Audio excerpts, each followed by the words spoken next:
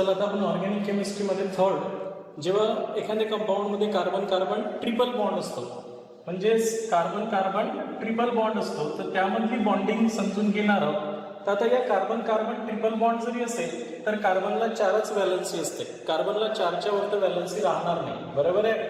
त्यामुळे आता या कार्बन कार्बन ट्रिपल बॉन्डमध्ये नेमकं तो ट्रिपल बॉन्ड कसा तयार होतो, त्या ट्रिपल बॉन्डमुळे त्या कार्बनच्या कंपाऊंडचं स्ट्रक्चर कसं तयार होते, त्यामधले बॉन्ड अँगल कितीचा असतो, तो इथं आपण क्लिअर करून घेऊया.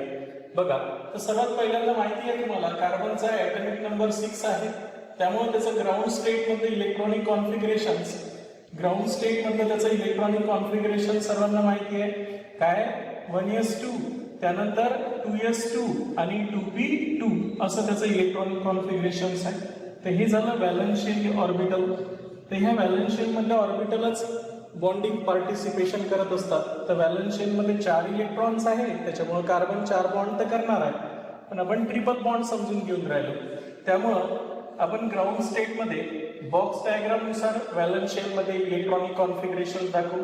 2s मधले 2 इलेक्ट्रॉन्स हे 2s मधले, आणि ज्या 2p असतात तर 2p ऑर्बिटल 3 असतात, 2px 2py आणि 2pz अशा 3 ऑर्बिटल असतात. यांना आपण 2px, त्यानंतर 2py आणि 2pz अशा 3 ऑर्बिटल म्हणणार आहोत. तर या 2px आणि 2py मध्ये ग्राउंड स्टेट मध्ये 2च अनपेड इलेक्ट्रॉन्स असते, आणि एखाद्या ॲटम मध्ये जे व्हॅलन्स शेल मध्ये अनपेड इलेक्ट्रॉन्स असते तेच रिस्पॉन्सिबल असते बॉन्डिंग करण्यासाठी. जर ग्राउंड स्टेट मध्येच कार्बननं बॉन्ड केला असता तर कार्बनची व्हॅलन्सी 2च राहिली असते, पण कार्बनची ऍक्च्युअल व्हॅलन्सी किती असते, 4 असते. त्याच्यामुळे एक 2s electrons vacant 2pz orbital मध्ये प्रमोट केल्याच आहे, आणि म्हणून आपण कार्बनचं एक्साइटेड स्टेट मधले इलेक्ट्रॉनिक कॉन्फिगरेशन समजून घेत असतो. इलेक्ट्रॉनिक कॉन्फिगरेशन्स, तर एक्साइटेड स्टेट मध्ये व्हॅलन्स शेल मध्ये काय होते, हे जे 2s मधला इलेक्ट्रॉन्स आहे तो या वॅकंट 2pz ऑर्बिटल मध्ये काय होतो, प्रमोट होतो. या 2pz ऑर्बिटल मध्ये प्रमोट केल्या जात असते, आणि प्रमोट केल्यामुळं आता याच्या व्हॅलन्स शेल मध्ये किती इलेक्ट्रॉन झाले अनपेड, 4 इलेक्ट्रॉन झाले. आता तो 4 बॉन्ड करू शकतो, बरोबर आहे. 4 अनपेड इलेक्ट्रॉन्स असेल तर ते 4 बॉन्ड करणारच आहे. पण आपल्याला माहिती आहे की जेव्हा कार्बन कार्बन ट्रिपल बॉन्ड असते, या कार्बन कार्बन ट्रिपल बॉन्ड मध्ये जे 2 बॉन्ड असतात ते सिग्मा बॉन्ड असतात, 2 सिग्मा बॉन्ड असतात त्याच्यात. आणि सिग्मा बॉन्ड कशामुळे तयार होत असते, हायब्रिड ऑर्बिटल मुळे तयार होत असते. कशामुळे तयार होत असते, हायब्रिड ऑर्बिटल मुळे तयार होत असते. आणि उरलेले जे 2 बॉन्ड आहेत, ते 2 बॉन्ड कोणते आहे, पाय बॉन्ड आहे. काय आहे, पाय बॉन्ड आहे. आणि हे जे पाय बॉन्ड आहे हे पाय बॉन्ड कशामुळे तयार होत असते, अनहायब्रिडाइज ऑर्बिटल मुळे तयार होत असते. हे कशामुळे तयार होत असते, अनहायब्रिडाइज ऑर्बिटल मुळे तयार होत असते, अनहायब्रिडाइज ऑर्बिटल मुळे तयार होत असते. ठीक आहे, अशा प्रकारे.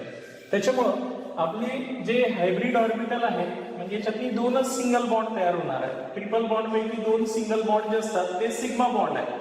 तर हे सिग्मा बॉन्ड तयार होण्यासाठी हायब्रिड ऑर्बिटलची गरज असते. म्हणून ह्या 2च ऑर्बिटल काय होतील, मिक्स होतील. एक s आणि एक p, एक s आणि एकच p ऑर्बिटल मिक्स होतील. त्याच्यामुळे नवीन आपल्याला जे हायब्रिड ऑर्बिटल बनणार आहे, हायब्रिड ऑर्बिटल तयार होतील. तर त्या हायब्रिड ऑर्बिटल किती तयार होतील, 2च हायब्रिड ऑर्बिटल तयार होतील. ज्यावेळेस कार्बन कार्बन ट्रिपल बॉन्ड असेल त्यावेळेस अशा 2 हायब्रिड ऑर्बिटल तयार होतील. आता तयार होणाऱ्या ऑर्बिटलची एनर्जी आणि शेप सारखाच राहत असतो. आणि उरलेल्या ज्या 2 ऑर्बिटल आहेत ह्या अनहायब्रिडाइज आहे, बरोबर आहे. एक 2py आहे आणि एक 2pz आहे. ह्या 2 अनहायब्रिडाइज राहील. तर ह्या ज्या अनहायब्रिडाइज ऑर्बिटल आहे, तर ह्या कशासाठी रिस्पॉन्सिबल आहे, पाय बॉन्ड साठी रिस्पॉन्सिबल आहे. यांच्यामुळे पाय बॉन्ड तयार होते. आणि ह्या ज्या हायब्रिड ऑर्बिटल आहेत ज्यांच्यामध्ये 2 अनपेड इलेक्ट्रॉन्स आहेत यांना आपण sp हायब्रिड ऑर्बिटल म्हणू, तर ह्या ज्या आहेत हे कशासाठी रिस्पॉन्सिबल आहे, सिग्मा बॉन्ड साठी रिस्पॉन्सिबल आहे. त्याच्यामुळे हे जे नवीन तयार झालेल्या 2 हायब्रिड ऑर्बिटल आहे कार्बनच्या भोवताली त्या एकमेकांच्या भोवताली अशा अरेंज होतील, लिनियरली अरेंज होतील. लिनियरली म्हणजे स्ट्रेट लाईन अरेंज होतील.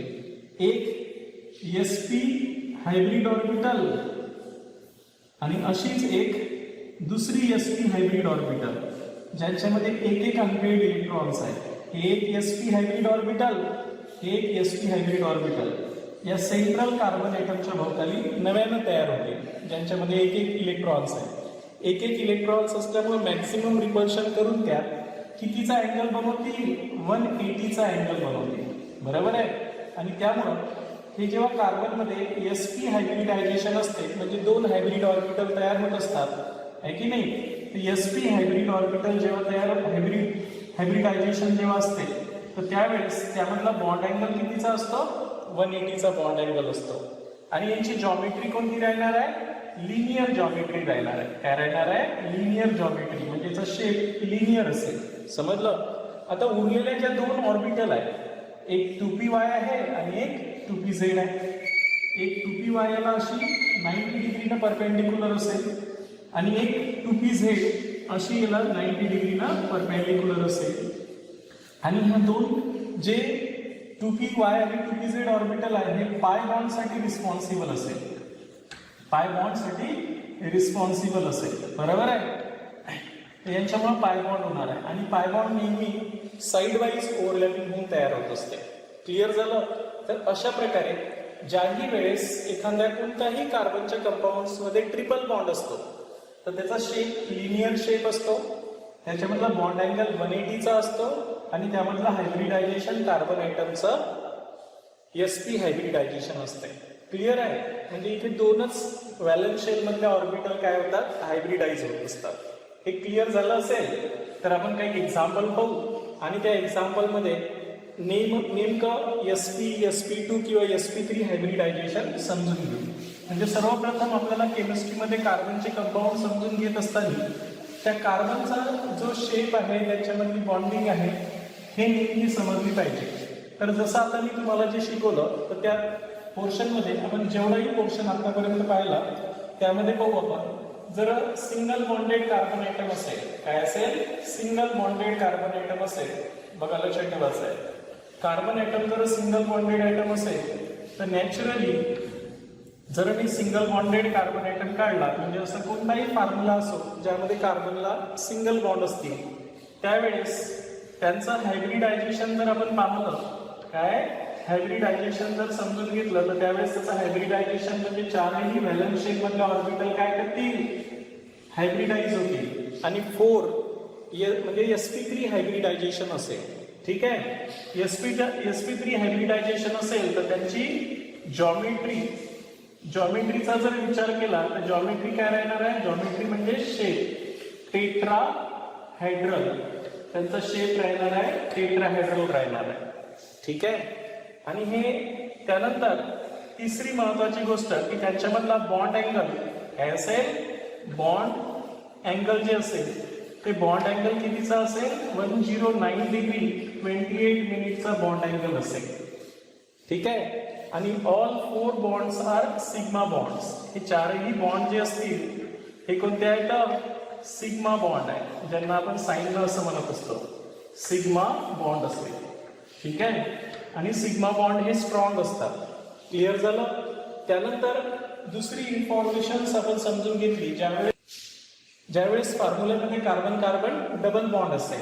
आता कार्बन कार्बन जर डबल बॉन्ड जर असेल तर नॅचरली या फॉर्म्युल्यामध्ये जे हायब्रिडायझेशन असणार आहे ते समजून घेऊ आपण.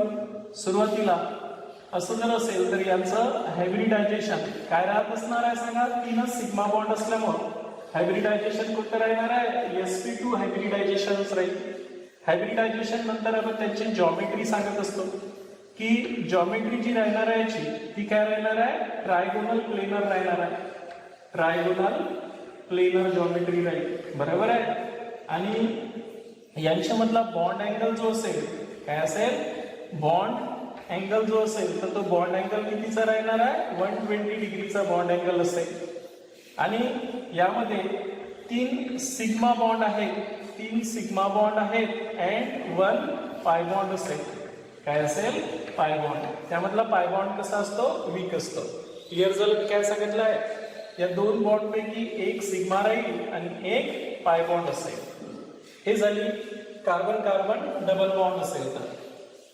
त्यानंतर ट्रिपल बॉन्डेड कार्बन ॲटम असेल, ट्रिपल बॉन्डेड कार्बन ॲटम जर असेल, कार्बन ॲटम जर ट्रिपल बॉन्डेड असेल तर असं असताना, म्हणजे फॉर्म्युल्यामध्ये कार्बनला जर ट्रिपल बॉन्ड असेल, नॅचरली कार्बनची व्हॅलन्सी तर 4च राहणार आहे. या ट्रिपल बॉन्ड असताना यांचं जर हायब्रिडायझेशनचा विचार केला आपण, यांचा जर हायब्रिडायझेशनचा विचार केला तर हायब्रिडायझेशन काय राहणार आहे, दोनच सिग्मा बॉन्ड असल्यामुळं sp हायब्रिडायझेशन असते. हायब्रिडायझेशन झाल्यानंतर आपण काय पाहत असतो, जॉमेट्री. यांची जर जॉमेट्री घेतली आपण तर जॉमेट्री कशी राहणार आहे, लिनियर जॉमेट्री राहील. लिनियर म्हणजे स्ट्रेट लाईन 180चा बॉन्ड अँगल राहील त्यांच्यामध्ये. आणि फायनली यांच्यामधला जो बॉन्ड अँगल असेल तर जो बॉन्ड अँगल कितीचा राहणार आहे, 180 डिग्रीचा बॉन्ड अँगल राहील, 180 डिग्रीचा बॉन्ड अँगल राहील. आणि यांचं जर आपण बॉन्डिंग पाहिले तर दोन सिग्मा बॉन्ड असतील, दोन सिग्मा बॉन्ड असतील आणि दोन पाय बॉन्ड असतील यांच्यामध्ये. तर ह्या इन्फॉर्मेशन तुमच्या लक्षात आल्या पाहिजे. बघा, टेट्राहेड्रल शेप म्हणजे नॅचरली या प्रकारचा जो शेप असेल त्याला आपण टेट्राहेड्रल शेप म्हणतो. नॅचरली अशा प्रकारे 3 डायमेन्शनल डायग्राम आपण काढू शकणार नाही, पण टेट्राहेड्रल शेप म्हटलं तर असं असतं. ज्यावेळेस डबल बॉन्ड असते त्यावेळेस प्लेनर शेप असते. प्लेनर म्हणजे तीनही बॉन्ड एका प्लेन मध्ये असतात आणि यांच्यामधला बॉन्ड अँगल 120 चा असतो. अशा प्रकारे प्लेनर शेप असतो, ट्रायगोनल प्लेनर शेप. आणि ज्यावेळेस ट्रिपल बॉन्ड असते त्यावेळेस त्यांचा शेप काय राहणार आहे, लिनियर शेप असेल आणि हा बॉन्ड अँगल कितीचा असेल, 180 डिग्रीचा बॉन्ड अँगल असेल. तर असा फरक आहे. म्हणून तुम्ही जेव्हा कार्बनचा कोणताही सिंगल बॉन्डेड, डबल बॉन्डेड किंवा ट्रिपल बॉन्डेड कंपाऊंड जर समजून घेत असेल तर त्यांच्या स्ट्रक्चरमध्ये फरक आहे. बरोबर आहे? म्हणजे आपण सांगून राहिलो की ऑर्गॅनिक केमिस्ट्रीमध्ये कशाचा अभ्यास करत असतो आपण, कार्बनच्या कंपाऊंडचा अभ्यास करत असतो.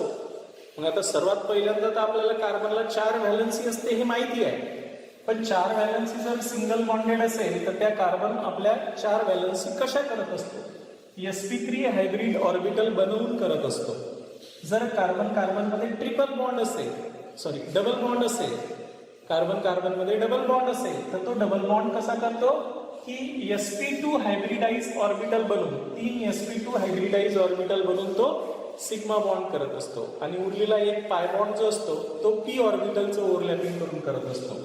आणि ज्यावेळेस कार्बन कार्बनमध्ये ट्रिपल बॉन्ड असते त्यावेळेस तो 2 हायब्रिड ऑर्बिटल आपल्या भोवताली बनवणार आहे. त्यांच्यामध्ये बॉन्डिंग हे sp हायब्रिड ऑर्बिटल 2 तयार होतील आणि उरलेल्या ज्या 2 अनहायब्रिडाइज ऑर्बिटल आहेत ते 2 पाय बॉन्ड बनवतील. हे क्लिअर झालं पाहिजे. त्यामुळे यांच्या स्ट्रक्चरमध्ये फरक पडते, म्हणजे यांच्या जॉमेट्रीमध्ये फरक पडत असते. पहिल्याची sp3 हायब्रिडायझेशन असल्यानं टेट्राहेड्रल जॉमेट्री येते, दुसऱ्याची जॉमेट्री ट्रायगोनल प्लेनर येते आणि तिसऱ्याची लिनियर जॉमेट्री येत असते. इथपर्यंत सर्वांच्या लक्षात आलं असेल तर काही एक्झाम्पल आपण याच्यातले समजून घेऊ जेणेकरून आपल्याला क्लिअर होऊन जाईल की यांच्या कोणत्या टाईपचं हायब्रिडायझेशन यांच्यामध्ये असते म्हणून.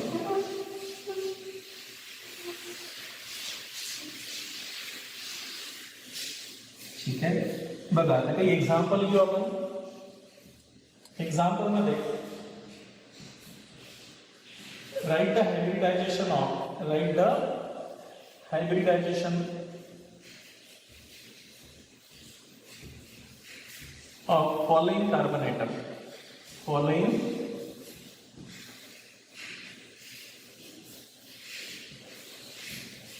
carbon atom. हे एक्झाम्पल घेऊ आपण. जसं एक एक्झाम्पल घेतो आपण, इथे जर असा एक फॉर्म्युला घेतला आपण तर नॅचरली तुम्हाला लक्षात आलं पाहिजे की हा जो कार्बन आयटम आहे हा सिंगल बॉन्डेड आहे, म्हणजे याला 4 व्हॅलन्सी सिंगल बॉन्डेड आहे. त्याच्यामुळे याचं हायब्रिडायझेशन sp3 आहे, म्हणजे हा 4 sp3 हायब्रिड ऑर्बिटल तयार करून बॉन्ड करेल. हा डबल बॉन्डेड कार्बन आयटम आहे त्याच्यामुळे हा sp2 हायब्रिडायझेशन करेल. त्यानंतर हा वाला जो कार्बन आयटम आहे तो काय करेल, sp2 हायब्रिडायझेशन असेल. म्हणजे हे टेट्राहेड्रल आणि हे ट्रायगोनल प्लेनर असे अरेंज होतील. क्लिअर जातं मी काय सांगितलंय ते 3 डायमेन्शनल पद्धतीनं. दुसरं एक एक्झाम्पल घेऊ आपण. जर असा एक फॉर्म्युला काढला,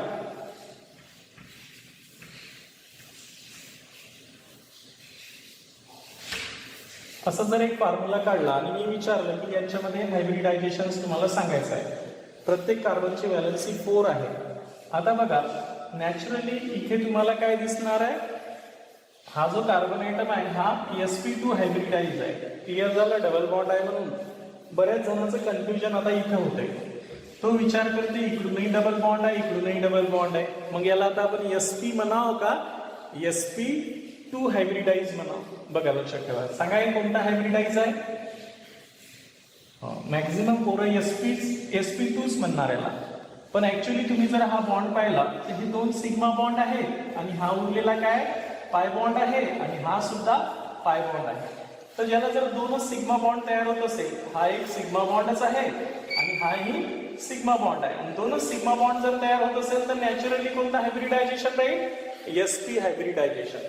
त्याच्यामुळे बरेच जण याला sp2 लिहितात. याचं ऍक्च्युअल हायब्रिडायझेशन काय?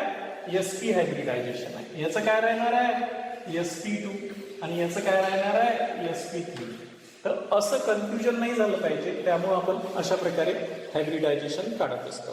क्लिअर झालं मी काय सांगितलं आहे ते? म्हणजे मी कोणताही फॉर्म्युला काढला तर तुम्हाला त्याचं हायब्रिडायझेशन सांगता आलं पाहिजे. जसं आता एक फॉर्म्युला असा काढला मी आणि मी विचारलं की यामध्ये हा जो कार्बन नंबर 1 आहे आणि कार्बन नंबर 2 यांचा हायब्रिडायझेशन सांगा म्हटलं असतं. सांगा, याचा तर काही प्रॉब्लेमच नाही राहिलं असतं. सिंगल बॉन्डेड दिसते म्हणजे sp3 हायब्रिडायझेशन आहे. इथे सांगा 1 2 3 1 2 3 सिग्मा बॉन्ड आहे आणि एकच पाय बॉन्ड आहे ना. म्हणजे असं असेल तर नॅचरली 3 सिग्मा बॉन्ड असेल तर काय राहणार आहे? sp2 hybridisation. म्हणून हा जो कार्बोनिल ग्रुप आहे यामधल्या कार्बन आयटमचा हायब्रिडायझेशन कसं आहे? sp2 आहे. म्हणजे 3 हायब्रिड ऑर्बिटल आहे म्हणून सिग्मा बॉन्ड आहे आणि एक पाय बॉन्ड आहे. क्लिअर झालं? म्हणजे बऱ्याचशा मुलांना काय होते की यांचं हायब्रिडायझेशन मध्ये प्रॉब्लेम येते. फोर्थ एक एक्झाम्पल घेऊ आपण. अशा प्रकारे मी जर एक फॉर्म्युला घेतला आणि मी विचारलं की यांच्यामध्ये कार्बन आयटमचं हायब्रिडायझेशन सांगा म्हणून, तर हावाला कार्बन सिंगल बॉन्डेड आहे म्हणून बिंदास sp3 हायब्रिडाइज आहे. हावाला ट्रिपल बॉन्डेड आहे म्हणून हा कोणता हायब्रिडाइज आहे? sp हायब्रिडाइज आहे. क्लिअर करून घ्यायचं, कारण हा एक सिग्मा बॉन्ड आहे, हा एक सिग्मा बॉन्ड आहे. उरलेले 2 काय असतील? पाय बॉन्ड असतील. म्हणजे 2च सिग्मा बॉन्डिंग होत असेल तर sp हायब्रिडायझेशन राहणारच आहे. असं आपण कोणताही फॉर्म्युला काढला केमिस्ट्री मधला तर आपल्याला नेमकं त्या कार्बन आयटमचं हायब्रिडायझेशन समजलं पाहिजे. म्हणजे नेमकं तो जेव्हा बॉन्ड करतो तेव्हा त्याच्या आउटर मोस्ट ऑर्बिट मधले ऑर्बिट कंबाईन होऊन हायब्रिड ऑर्बिटल तयार करते आणि त्या हायब्रिड ऑर्बिटल बॉन्डिंग करतात दुसऱ्या ॲटॉमिक ऑर्बिटल सोबत किंवा हायब्रिड ऑर्बिटल सोबत. तर असं करत असताना नेमकं त्याच्यापाशी किती हायब्रिड ऑर्बिटल बनवतात जे सिग्मा बॉन्ड तयार करतात ते माहिती असलं पाहिजे. त्याच्यामुळे याचा शेपही माहिती पडते. हा टेट्राहायड्रली अरेंज असेल, हा ट्रायगोनल प्लेनरली अरेंज असेल, प्लेनर फॉर्म मध्ये असेल, हा पार्ट प्लेनर फॉर्म मध्ये असेल, हे टेट्राहायड्रल फॉर्म मध्ये असेल, हा मधातला पार्ट लिनियर असेल, स्ट्रेट लाईन मध्ये असेल आणि त्यालाच हे प्लेनर जॉईंट झालेलं असेल. असं हे 3 डायमेन्शनल स्ट्रक्चर असते ओरिजिनल. क्लिअर झालं? तर अशा प्रकारे पहिला जो पार्ट होता आपला जे आपण 4 लेक्चरमध्ये कंप्लीट केला, सिंगल बॉन्डेड कार्बनचा कंपाऊंड कसा बनतो, त्याच्यामधली हायब्रिडायझेशन म्हणजे त्याच्यामधली बॉन्डिंग कार्बन कसा करतो, डबल बॉन्ड जर असेल तर त्याच्यामध्ये बॉन्डिंग कशी होते आणि ट्रिपल बॉन्ड असेल तर त्याच्यामध्ये बॉन्डिंग कशी होते. नुसती बॉन्डिंगच नाही तर त्या बॉन्डिंगमुळे त्यांचं स्ट्रक्चर कसं बदलते हे समजून घेतलं. तर या 4 लेक्चरमध्ये आपण 3च महत्त्वाच्या गोष्टी समजून घ्यायच्या होत्या की कार्बनला 4च व्हॅलन्सी आणायची, कोणताही फॉर्म्युला असू द्या. 4 व्हॅलन्सीमध्ये तो सिंगल बॉन्डेड असेल, डबल बॉन्डेड असो किंवा ट्रिपल बॉन्डेड. ट्रिपल बॉन्डच्या तर वरती येणारच नाही कार्बनची व्हॅलन्सी त्याच्यातली. म्हणजे व्हॅलन्सी म्हटल्यापेक्षा कार्बन 2 आयटममध्ये ट्रिपल बॉन्डच होऊ शकते, 2 आयटममध्ये 4 बॉन्ड होणारच नाही. इथपर्यंत समजलं सर्वांना? तर याच्यानंतर आता आपण पाहणार आहोत, इथे तर थोडीशी माहिती झाली कार्बनच्या कंपाऊंड्स विषयी. आता कार्बनच्या कंपाऊंड्स विषयी माहिती करून घ्यायची आपल्याला DDL मध्ये. कार्बनच्या कंपाऊंडला काय म्हणतो आपण? ऑर्गॅनिक कंपाऊंड्स म्हणतो. म्हणून आता समोर आपण पाहणार आहोत क्लासिफिकेशन ऑफ ऑर्गॅनिक कंपाऊंड. आपल्या सिलेबसमध्ये मिलियन्स ऑफ कार्बनचे कंपाऊंड आहे. फॉर्म्युले पाठ नाही करायचे. पहिल्या लेक्चरपासून बेसिक समजलं की तुम्हाला एक फॉर्म्युला पाठच करावा लागत नाही. पण तुम्ही जर मधातच लेक्चर ड्रॉप केले तर तुम्हाला काहीच समजणार नाही. क्लिअर झालं? केमिस्ट्री हा ऑर्गॅनिक केमिस्ट्री सर्वात सोपा पार्ट आहे आणि पाठ करायचा असेल तर सर्वात कठीण पार्ट आहे. पाठ काहीच करावं लागत नाही. मी पूर्ण कन्सेप्च्युअली क्लिअर करणार आहोत. थोडा टाइम लागला तरी चालेल. ठीक आहे. यानंतर पाहणार आहोत आपण classification of organic compound on the basis of their structure आणि दुसरं फंक्शनल ग्रुप. दोन पार्ट आपण समोरच्या लेक्चरमध्ये स्टडी करणार आहोत. ठीक आहे.